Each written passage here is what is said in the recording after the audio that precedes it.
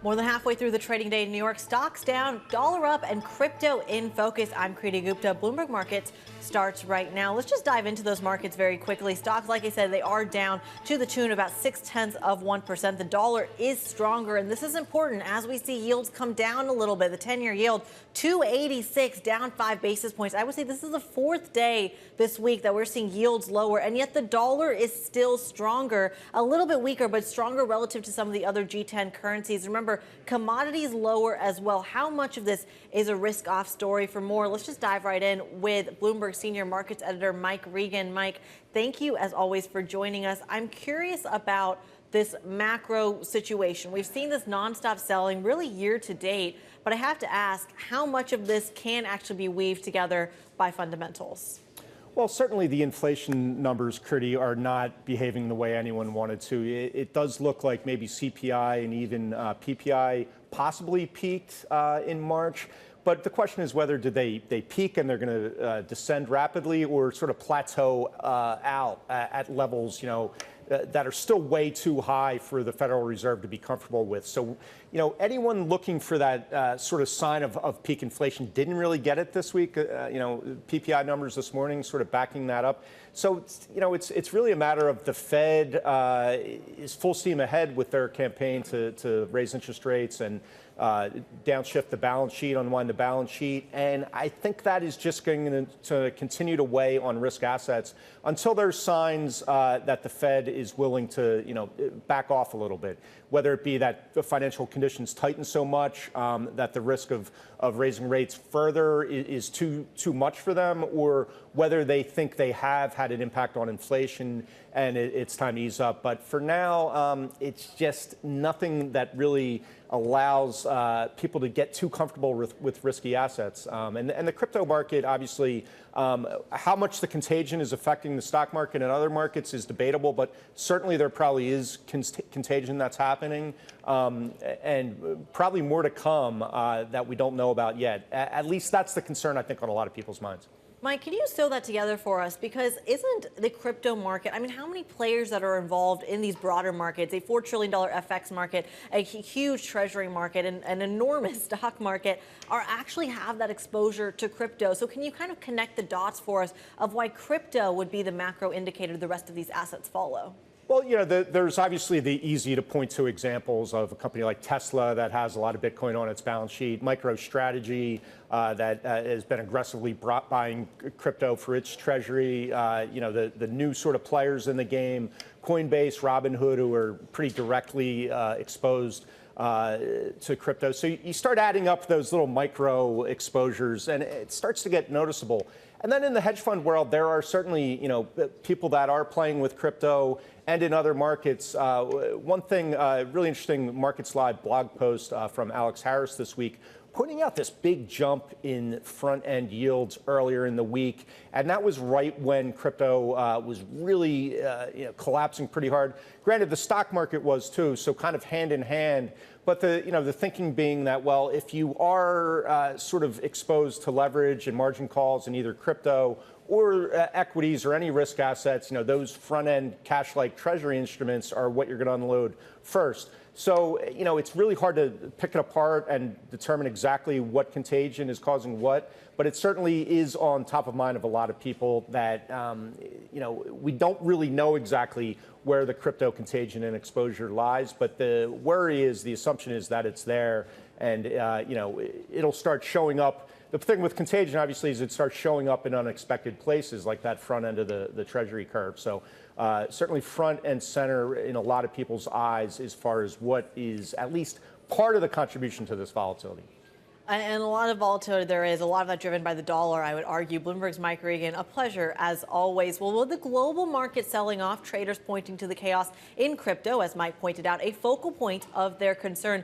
Terra developers now halting new transactions to avoid further damage to its blockchain. To break it all down, I'm pleased to say, is Bloomberg's David Pan, who covers digital currencies. David, walk me through Terra. I admittedly am a novice when it comes to cryptocurrencies, but why is this stable coin so important? Yeah, so Terra is one of the two generally types of stablecoins. We have Tether and USDC, who are backed by traditional like fiat currencies like the US dollars. And then you have the algo stablecoins, and with Terra is one of the leading algo stablecoins. So rather than backed by the US dollars, it is backed by an algorithm of trading and treasuries management. So like people are incentivized to keep the pack, to maintain the pack by by making arbitrages. It's kind of like a floating pack for the stable coin. Well, it's fascinating because they're called stable coins. They haven't been very stable lately, have they? I think trading at, I want to say, 70 cents on the dollar. Yeah. But I'm curious why that peg collapses. We've seen this in FX currencies. A lot of that sometimes has to do with a country-specific story. But for Terra, and I want to say cryptocurrencies broadly, can you explain the dollar peg and the ripple effects there? Sure. So I think the whole family of algo stablecoins. Each of them, they have their unique mechanism to maintain the pack. For Terra, I think the reason why Terra has been going down so sharply, one of the reasons is because it resembles the sovereign currency mechanism. Like, for example, we've seen before in the past, like in Thailand, the local currency was pegged to the US dollar. Exactly. And then you got all of these hedge funds, whoever has the deepest pocket, the most liquidity, and they'll be able to kind of like threaten the central bank, and then to so that they can make huge, like billions of dollars of money out of the trade. So I think it's a similar situation for Terra, because Terra is, the way it works is like it is backed by Bitcoin, so that's I think that's the main reason why we're seeing it has been depacked so quickly. Well, very quickly, I have to ask you, what reverses this? What makes Terra Coin and Tether stable coins again and really worthy of the stable in the stable coin? So there are a few solutions. One of them, one of the most obvious ones is the person behind this project, Do Kwon. He has been seeking external capital from other institutional investors, and so that he can buy more Bitcoin or like to inject more capital to keep the pack. Fascinating stuff. Bloomberg's David Pan, really my go-to for all things cryptocurrencies. We thank you as always for joining us. Time now for Bloomberg's First Word News. Here's Mark Crumpton. Mark. Kriti, thank you. House Speaker Nancy Pelosi says lawmakers next week will consider a bill on gasoline price gouging. If passed, President Biden would have the authority to declare an emergency that would make the sale of gasoline at, quote, excessive prices illegal. While families are struggling to pay higher prices at the pump, oil and gas companies are recording record profits, with 7 largest oil companies announcing buybacks that could total $41 billion this year alone. Again and again, we see gas prices rise, sometimes when the cost of oil drops, oil prices drop, and price gouging needs to be stopped. During her weekly press conference, Speaker Pelosi also addressed the Roe versus Wade issue, saying Republicans are, quote, mobilizing around a dangerous extremist agenda to criminalize all forms of reproductive health, end quote. The British economy unexpectedly contracted in March. Gross domestic product fell 0.1% from February as the cost of living squeeze forced consumers to cut back spending. That's throwing down on the Bank of England's ability to keep raising interest rates, as well as putting pressure on Prime Minister Boris Johnson's government to respond. And the UK and the European Union failed to resolve their differences over Northern Ireland's trading arrangements today that could lead to a diplomatic crisis and a potential trade dispute. The UK says the current arrangements result in Northern Ireland being treated differently than mainland Great Britain, and the UK may have to act on its own. The EU says unilateral action is not acceptable. Policymakers at the Federal Reserve face pressure for more aggressive action after a hotter than expected inflation report. So far, though, officials are sticking with their strategy to raise interest rates by a 0.5 percentage point at each of their next 2 meetings. St. Louis Fed President James Bullard told Yahoo Finance that the high point moves are a good benchmark for now. Global news 24 hours a day, on air and on Bloomberg Quick Take, powered by more than 2,700 journalists and analysts in over 120 countries. I'm Mark Crumpton. This is Bloomberg.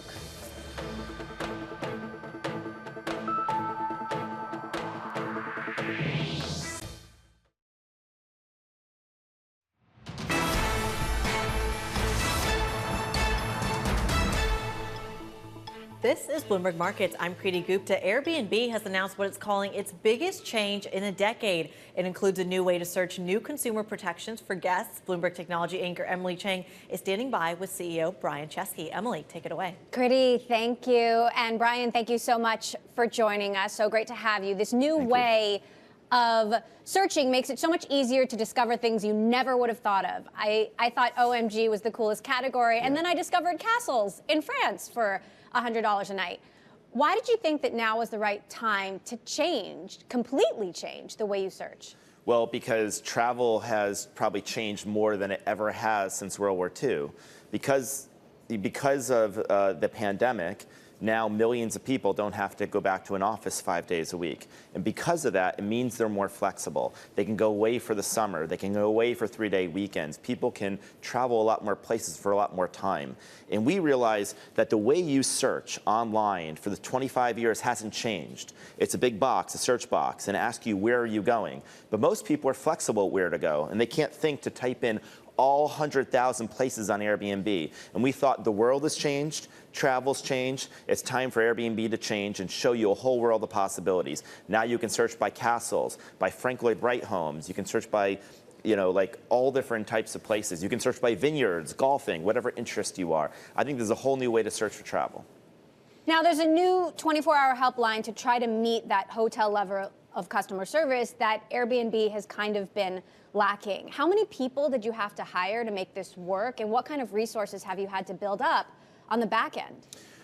Yeah, I mean, it's a little hard to know exactly how many people because we hire people based on how big the demand will be this summer, but we have staffed up. But we do think it's a great investment. What we are offering is a new product called Air Cover. It's end-to-end protection for every guest. So on the unlikely event a host cancels or the Airbnb is not as described, Airbnb will handle it. You can call us. We'll get you an equivalent home or an upgrade, or we'll refund you. And we have a whole operation to try to take care of this. The idea is Airbnb doesn't have a front desk, but we're trying to provide the next best thing to provide that consistency of service. Now, Bloomberg has spoken to some hosts who are worried that guests are going to take advantage of this. Some folks, they're talking about listing their own properties elsewhere, starting their own booking platforms. How are you addressing this tension with hosts, and how much resistance have you gotten from them? We have not actually gotten meaningful resistance at all. Hosts are very happy, and I'll tell you why. Because Air Cover is also offered to hosts. We launched it last November. Every host on Airbnb gets $1 million damage protection, $1 million property damage liability protection, and this is something we offer for free. Air Cover for guests is something that Airbnb takes on. We take on this financial burden to provide this protection so that a host doesn't have to. This is very important. When we talked last week, you said Airbnb is still expecting a big travel summer, but inflation is still hot, above estimates yet again this month. And when you look at your average daily rates for the third quarter, they were almost 40% higher than they were back in 2019. Are customers really going to spend more to travel when they're choosing between travel and gas and groceries? Well, first of all, the reason that the price per night went up was mostly because people are booking more expensive Airbnbs. So before the pandemic, a lot of people were traveling by themselves or one person. They were booking 1- 2-bedroom homes. Now they're booking much bigger homes to travel with families and groups. And there's been a mix shift from Asia to North America and Europe. And these are higher price per nights. That's the primary contribution for the increase of price. You are correct, though. A lot of people aren't going to be able to travel and be able to afford to travel. But another thing, Airbnb was started during the Great Recession in 2008. And people used Airbnb because it was a more affordable way to travel. After 2 years of people not being able to leave their home, many people, I think they want to get out. And this is going to be a travel rebound unlike anything we've ever seen before. Still, even though you're projecting this travel rebound, you've got Airbnb shares down to new lows. And I'm so curious how you're watching this broader market turmoil. What's your take on this? I'm not watching the broader market turmoil, and I would hope shareholders know that I'm obsessed over every single day are the inputs to the stock price, not the stock price. I think that's the very best thing for shareholders. So my job is to make sure we have the best service, we have enough hosts, they're prepared for the great travel season. That's what I'm going to worry about. We're going to play a long game, and I think the long-term shareholders will really benefit from that. I wonder how this impacts retention and recruiting, though. We're actually seeing a lot of companies that really soared in the pandemic, struggling. Coinbase, Robinhood as well. Do you think this could impact hiring at all, or the mood in Silicon Valley? I mean, we're actually completely overwhelmed with hiring. We're completely overwhelmed. 2 weeks ago, we announced that Airbnb employees can live and work anywhere in the world. And if you move wherever you want in the country, we're not going to lower your pay. Since we made that announcement, more than 1 million people visited our jobs and careers page. We only have 6,000 people at the company. So I do think that there might be some broader kind of considerations, but Airbnb, we have quite a lot of interest, and I don't think that will change. So Twitter just announced a hiring freeze and cutting costs, potentially rescinding some offers for a different reason. And I wonder, with this on top of other companies pausing hiring, if this could be a moment of opportunity for you. Do you see this as a chance to attract, be a magnet for new talent? I mean, a lot of people are reaching out to us from other big tech companies, maybe because a lot of tech companies are asking people to go back to the office 3 days a week, or maybe because they're not hiring as many. But make no mistake, Airbnb is stepping on the gas this summer. How are you stepping on the gas in China? We're seeing ongoing COVID lockdowns there. I know it's been a priority for you in years past. What trends are you seeing in APAC, and when do you expect them to recover? You know, our China business has primarily been people in China leaving China, obviously crossing a border, so it's cross-border travel, going to other countries. Japan was a really popular corridor. South Korea, they're going to like Europe, they're going to other places. Because of the situation in China in COVID, there's not a huge amount of outbound business right now. And so our business in China is not super robust, and it's going to probably be a while. It's really going to track with the health crisis. Now, you're calling this your summer release, and I'm so curious how often we're going to be seeing new releases from you. Crypto payments, I know, is something that users have been asking for, and you've been surveying them. Yeah. How optimistic are you about crypto? I mean, we're seeing it get caught up in the broader market turmoil as well. And will they definitely be part of Airbnb's future one day? We're going to do 2 releases a year. Every May, we're going to do a summer release. We do it in May's spring, but it's in time for the summer travel season. And then in November, we're going to do a winter release, and winter starts in December. So we'll do it a month before winter. So we'll do it, and you can expect a lot of updates this November. But I'm not going to comment on crypto except to say we've been looking at it ever since I pulled Twitter, and crypto payments was the #1 requested feature on Twitter. Meantime, I know how much a priority design is for you, especially seeing this redesign today. You've been working with Johnny Ive. How involved was he in this redesign, and what have you learned from him so far? I've learned so much from him. He inspired a lot of thinking, but I think that what I'll say is that Johnny's work is coming in the future. Mostly what you saw today was our internal teams. You have been living and working on Airbnb now for the last several months yourself, along with your dog, Sophie. What have you and Sophie learned so far? What have been your favorite days? Oh, we got Sophie. There she is. There she is. Yeah, Sophie. Her name is Sophie Supernova because she emits more energy than a collapsing star.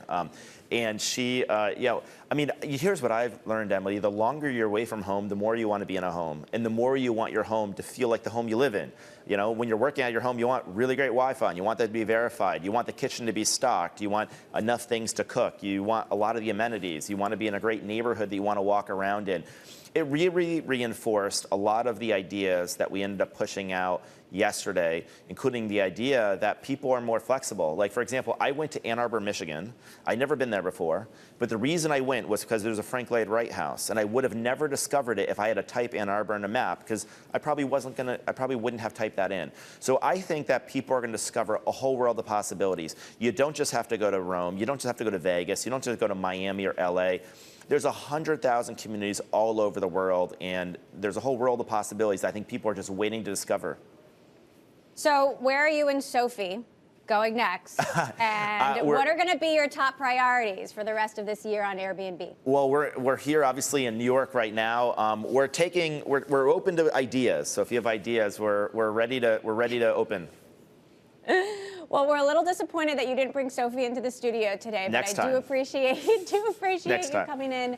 Airbnb CEO Brian Chesky, thank you so much for joining us. Kriti. Thank you so much. Thank you. Well, Emily Chang, a fantastic interview, and Brian Chesky, we appreciate you as always. Let's get to some breaking news here. The House GOP leader McCarthy subpoenaed by a panel probing January 6th, and not just Kevin McCarthy alone. You also have Representatives Jim Jordan, Scott Perry, Andy Biggs, and Mo Brooks, all subpoenaed by the congressional panel investigating the events of January 6th, the riot at the U.S. Capitol. Of course, we will bring you more news as we get it. For now, this is Bloomberg.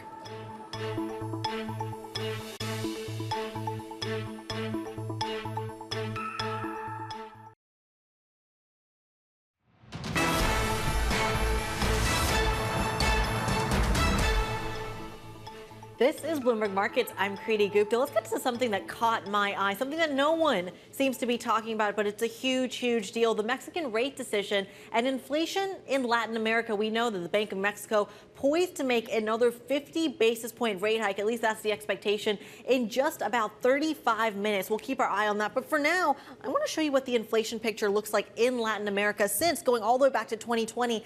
Inflation hit Latin America first. Think about it. Food prices, energy prices. It's going to hit those emerging markets first. And you can see what kind of move it's been there. If you're looking at 8.3% year over year inflation from the United States, the base effects really coming into play here. Check out what you're seeing from some of these other countries, Brazil, for example, up 12.1%. Mexico boasting 7.7 year over year inflation. What this tells you is what are the ramifications, the ripple effects for food costs for a lot of Latin Americans who don't actually have the disposable income that Americans, that Europeans do. That's going to be something to keep in mind, as well as the fact of what the implications are of dollar strength and simply a lot of the companies that are looking to move their supply chains to Mexico. These are all questions that I'm sure will be addressed in just 35 minutes. Keep an eye out for the Mexico rate decision.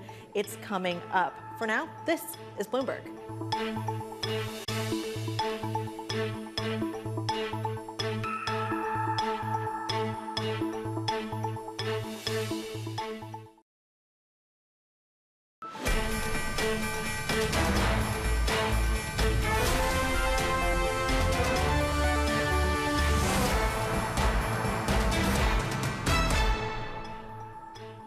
I'm John Erlichman. Welcome to Bloomberg Markets. And I'm Kriti Gupta. Let's dive into those markets. A risk-off session when you're looking at the S&P 500. You're also seeing a bid going into bonds. So the risk-off move, it continues across the board. But really what I have my eye on is that currency strength. You are starting to see the dollar and the Mexican peso actually flat right now, despite dollar strength against some of the major currencies. We're going to keep an eye on that as the Bank of Mexico has their next rate decision in just about 30 minutes. And lastly, the Bloomberg Commodity Index down 0.3%. Commodities broadly, food, metal, oil, all taking a little bit of a breather today, John. And Kriti, hard to avoid those volatile technology stocks. And even though some of the most beaten up names are coming off their lows, we are seeing sizable pressure for some of the biggest names in the business, including Apple today, which officially moved into bear territory, joining the likes of Microsoft, Nvidia, and Google's parent Alphabet. All of those stocks down at least 2.5% on the session so far. Kriti? And we continue to see pressure on those tech stocks. Yesterday, we spoke exclusively with Brett Winton, Director of Research at ARK Invest, to get his thoughts on the sell-off. You either believe that this decade is going to be one of technological innovation or you don't. It's clear that right now, the market is not pricing assets based on their fundamentals. Asset prices are being whipped around by asset flows between asset classes by allocators. And so from our perspective, you're getting amazing sale prices in innovation assets. And we know that ARK invests in some stocks that are down 70, 80% in some cases this year. The market is also now starting to focus on the biggest names in technology. I alluded to Apple. Its shares taking a hit to the tune of about 20% off its peak in January, so joining other tech names in bear territory. There certainly have been a lot of concerns about the supply chain realities for this company, just like others out there. Let's get some more on the Apple sell-off and the broader tech landscape. Tom Forte is an analyst with D.A. Davidson, and also joining us, Bloomberg's own Ed Ludlow. Tom, I'll start with you because, as I alluded to, the first part of this selling pressure in tech started with smaller companies with sky-high valuations. But with Apple, you're talking about a massive business that is also starting to see weakness in its stock price. Does it suggest to you that that love affair is starting to fade for the largest, or what was the largest company in the world? So thanks for the question, John. The way that I think about it is when it comes to technology stocks in general right now, the tide is going out. And the tide is going out, and it's affecting not just the small and medium-sized market caps that you were referring to before, down 50, 75, 90%. It's also getting the big boats. It's hitting Amazon, it's hitting Apple, it's hitting Meta, Alphabet, Netflix. And I do think that when you look at Apple and that $4 to $8 billion negative impact in the June quarter from supply chain challenges in a shutdown China, that's significant. That's more than potentially more than the $6 billion impact in the December quarter, and the December quarter is seasonally its biggest quarter. So challenging times for Apple shares right now. Ed, let's get you into this conversation here because it wasn't too long ago that the stock market broadly was trading on operating margins and how much of the costs could actually get passed on to the consumer. Now it seems to be trading on valuations. Where does Apple fall on that spectrum? Yeah, I mean, for me, this is the point, right? We're 22 times forward earnings with Apple. You look at the NASDAQ 100 broadly. We've come down from 29 times forward earnings in November, which was a record, down to around 20, 21 times forward earnings. The direction of travel and the narrative around the Fed and rates is just not clear yet, right? We haven't really talked about where we find a bottom. And what I find so interesting about Apple is that a lot of the selling that we've seen, you know, John talked about that 22% drawdown from peak to trough that we've seen since January. A lot of that selling's been in the last 5 days. It had some immunity to what we saw on those longer duration software, largely stocks in the NASDAQ 100 that have been feeling the brunt of this period. And now Apple's catching up. And I asked the question to Tom, where do we change direction? What makes us feel confident on a company like Apple again?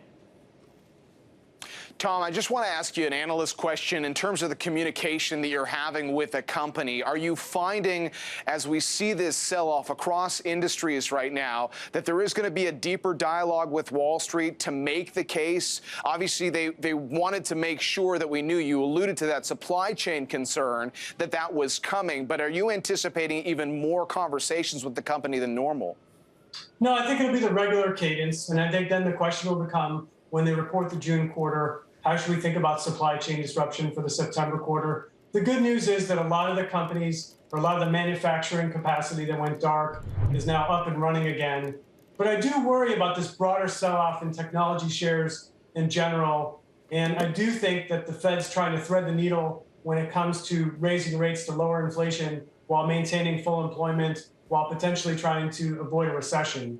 So I do think that the second half of this year is going to be challenging for technology stocks in general, including Apple.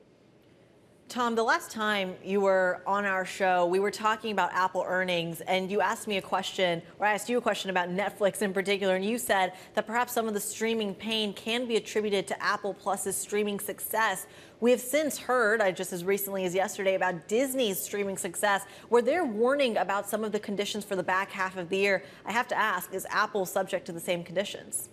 Sure. So generally speaking, I think what you're seeing, and we wrote a white paper on the current state of over-the-top, is that the U.S. market for subscription video on demand services has hit saturation.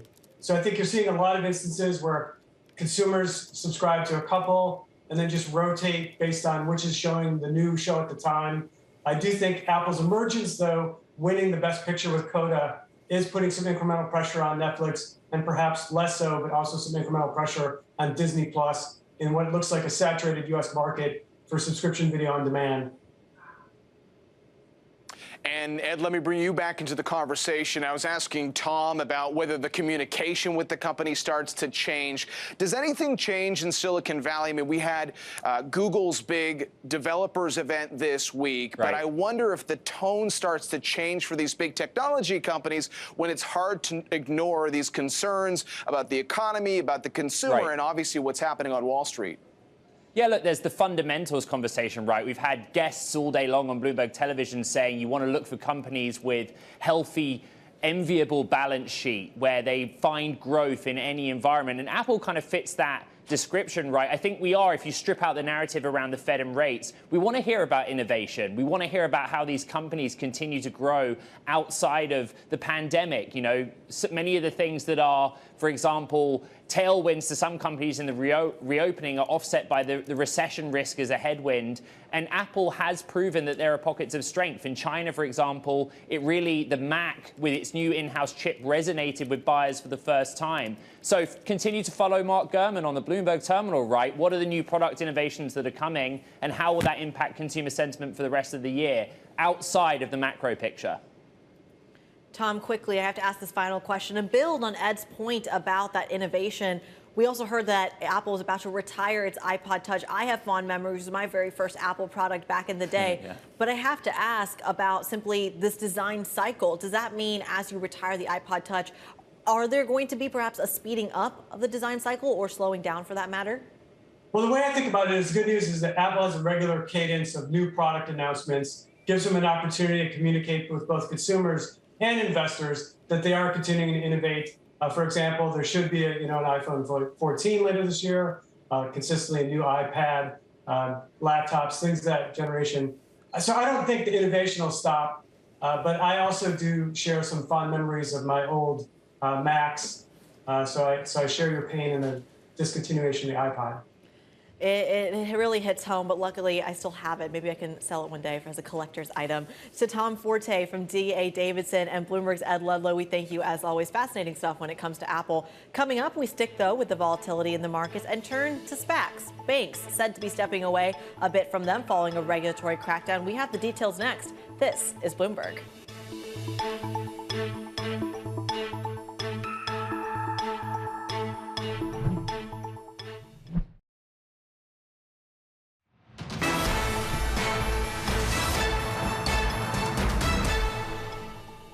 This is Bloomberg Markets. I'm Kriti Gupta with John Erlichman. Some of Wall Street's biggest banks are scaling back or ending their involvement with SPACs after the SEC issued new guidelines. For more, let's bring in Bloomberg's Wall Street correspondent, Sonali Basak. Sonali, walk us through it. Yeah, let's talk about what's happened in the price action today, a few days after some of the biggest of the heat had started to come down with the banks pulling out of the SPAC market. We saw some major SPAC deals actually announced, Kriti. So what you see is intraday, this de-SPACing index is actually rising once again. But if you look at the longer term trajectory here, you are seeing that de-SPAC index down more than 60% over a year. So a lot of SPACs that have not worked out for a lot of investors. If you look at SPAC volumes, they've also come down dramatically. So if you looked at the first quarter of last year, almost $140 billion worth of SPACs announced, really supposed to be the next big way to go public. But that volume has also subsided dramatically as banks and investors get a little nervous about the rules in the U.S. around how SPACs will work moving forward, especially in regard to that forward guidance, Kriti.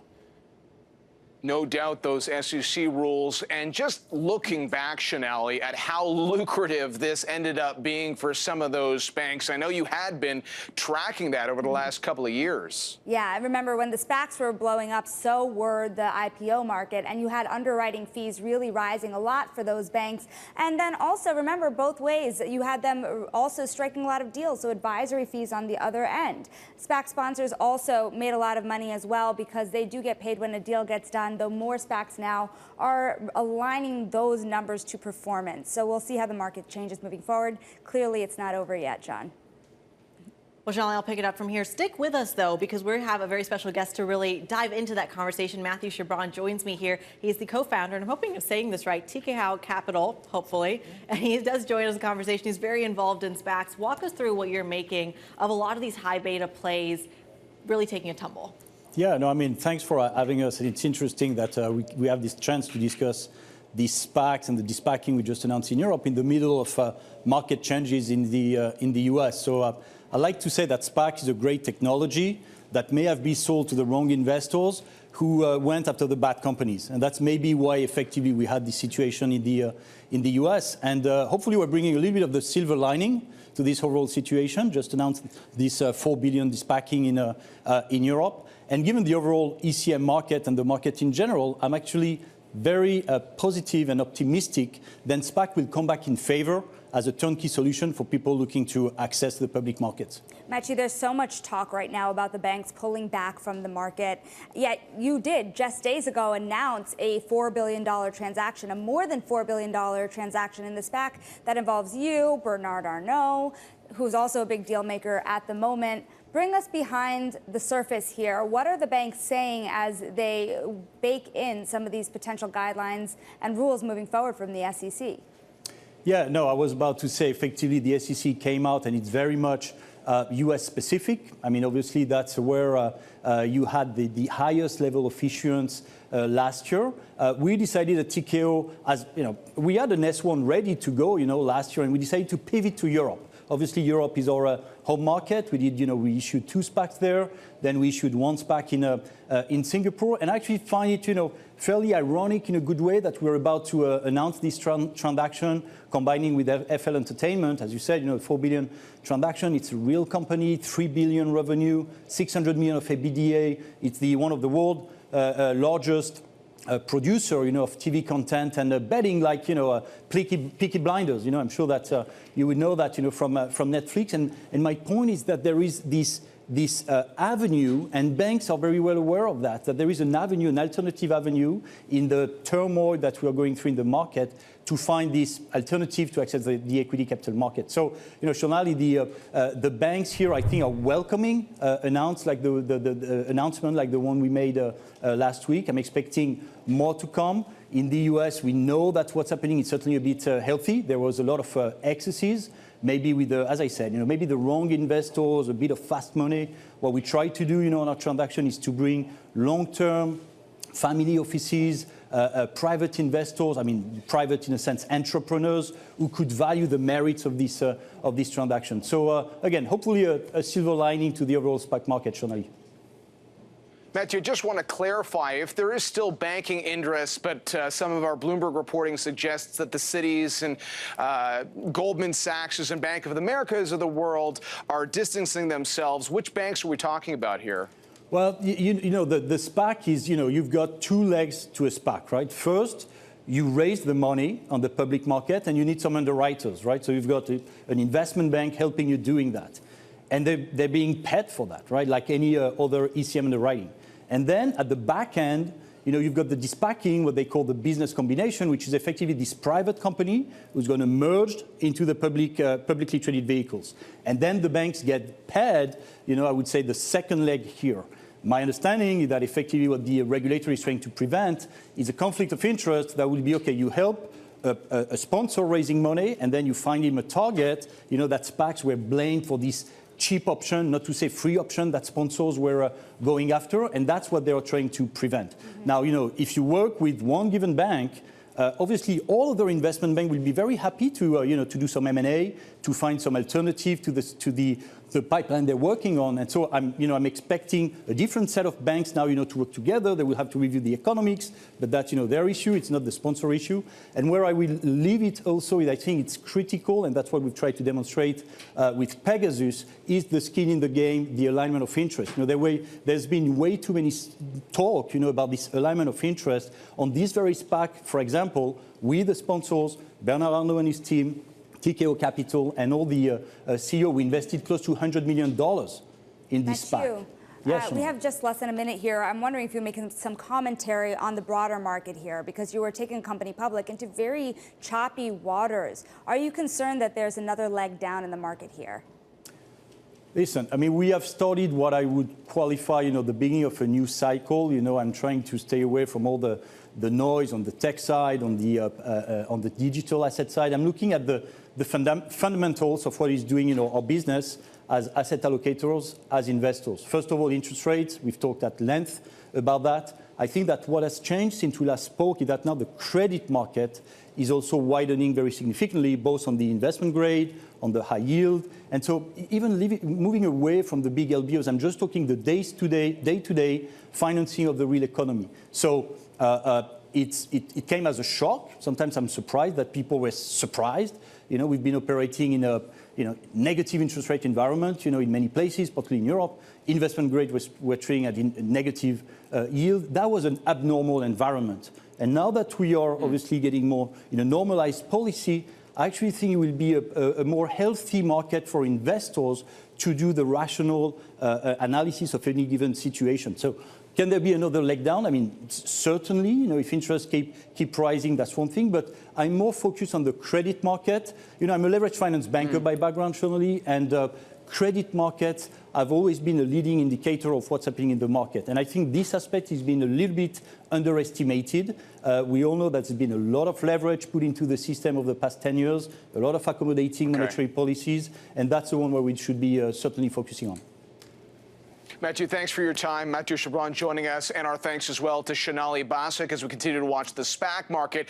And just to reiterate one of our headlines, the S&P moving towards session lows after already coming down about 18% from its recent peak. So now down 1.5% intraday. We'll be watching. We'll be right back. This is Bloomberg.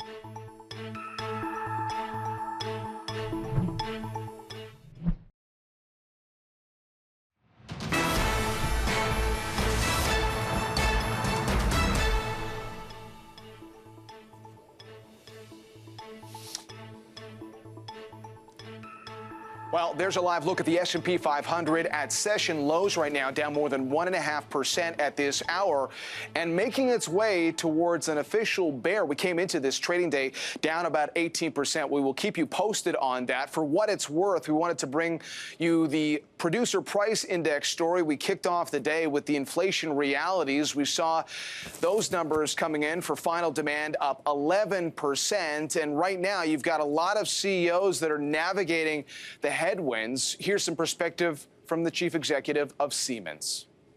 We see eventual impact in our numbers on Q2 coming from Shanghai lockdown. This is a complete lockdown now for 5 weeks. So we start ramping up again our manufacturing sites, which is good. On the other side, we have a bottleneck in the supply chain. There are 30% of the ships waiting to be unloaded are sitting in front of Shanghai. So we have a supply chain topic too. And that can have an effect really on how fast we can ramp up and compensate for this lockdown in Shanghai. Well, John, it's those chip shortages that are really across the board. I mean, we really have to keep an eye on these producer prices, really, that are not just dealing with some of these energy companies, some of these automakers, but in a lot of these companies that can no longer perhaps pass on the costs to a lot of these consumers. Absolutely, as we watch those margins under pressure, and we continue to watch what's happening not just in the bond market, but also that S&P 500 near session lows. For Kriti Gupta, I'm John Erlichman. This is Bloomberg.